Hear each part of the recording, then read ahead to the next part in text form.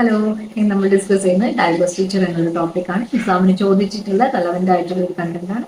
So what you mean by this diversity? അതായത് ഒരു കമ്പനിയുടെ എസെറ്റോ സബ്സിഡറി യൂണിറ്റോ അല്ലെങ്കിൽ ഒരു ബിസിനസ് യൂണിറ്റോ സെഗ്മെന്റോ വേറൊരു കമ്പനിക്ക് നമ്മൾ ഡിസ്പോസ് ചെയ്ത് കൊടുക്കുന്ന ഒരു പ്രോസസ്സിനെയാണ് ഡൈവേഴ്സിറ്റി എന്ന് പറയുന്നത്. സോ അതിന് ഡൈവേഴ്സ്റ്റ് ചെയ്യാന്ന് പറഞ്ഞാൽ എന്താ? സെൽ ഓഫ് ചെയ്യും. അപ്പൊ എന്തിനാണ് അങ്ങനെ സെൽ ഓഫ് ചെയ്യുന്നത്? What is the benefit of doing so? Actually in order to concentrate on the core activities of that particular business.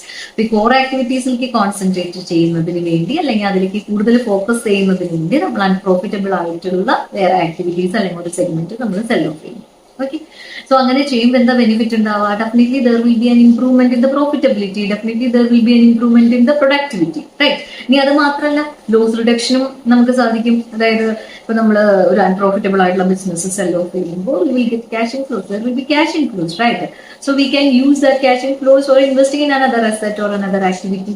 Okay, so അത് മാത്രമല്ല, കമ്പനിയിൽ ഡെറ്റ് ഉണ്ടെങ്കിൽ അത് പേ ഓഫ് ചെയ്യാനായിട്ട് നമുക്ക് യൂസ് ചെയ്യാം. So actually it's a strategic realignment with financial gain. നല്ലൊരു financial ഗെയിനും സിഗ്നിഫിക്കന്റ് എമൗണ്ട് ആണ് പേയ്മെന്റ് ആയിട്ട് കിട്ടുന്നത്. നല്ലൊരു എക്സാമ്പിൾ പറയുകയാണെന്നുണ്ടെങ്കിൽ 2017 പ്രോക്ടർ ആൻഡ് ഗാംബിൾ ഒരു പ്രിങ്കിൾസ് ബിസിനസ്, അതിന്റെ പൊട്ടറ്റോ ചിപ്സ് ബിസിനസ് ആയിരുന്നു. അത് കെല്ലോഗ്സിന് കൊടുത്തത് ഒരു $2.7 billion. So actually it's a strategic alignment with a significant financial gain.